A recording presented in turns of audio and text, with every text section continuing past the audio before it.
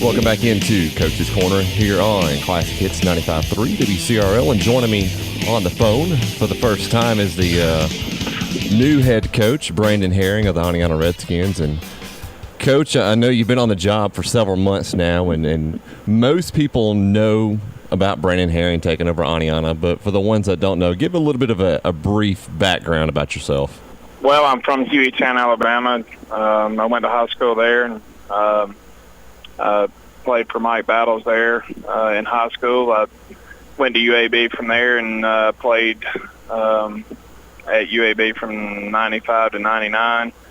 And after that, I was a graduate assistant for the 2000-2001 season. And then I was hired to coach the tight ends 2002 and 2003.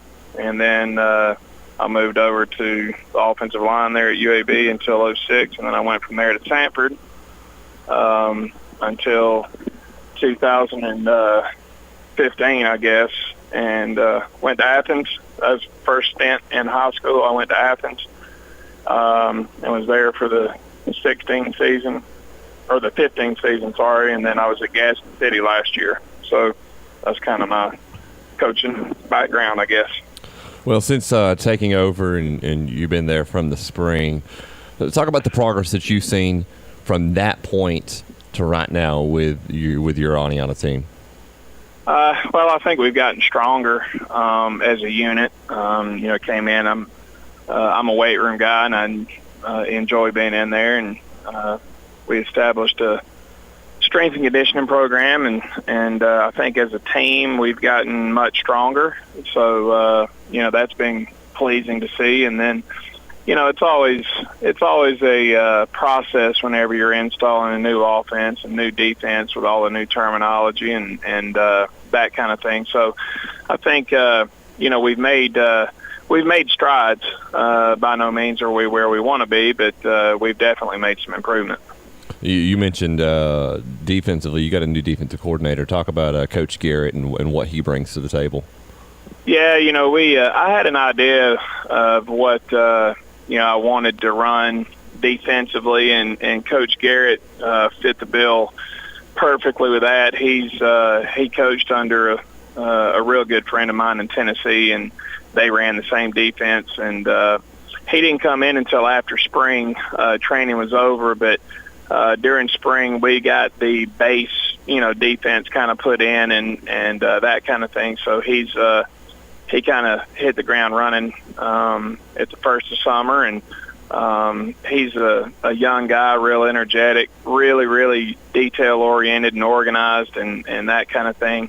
Comes from good blood. His uncle is Bob Gotze up at Hartselle, so it kind of has coaching blood in him, and I'm really excited about him. He's a great hire for us, I think. For Oneonta, they've had a track record of pretty good quarterbacks, mobile quarterbacks, and I think you've got another one this year, Tavares Hill, that can bring a lot to the table. Talk about what you've seen from him from the spring to the summer to now.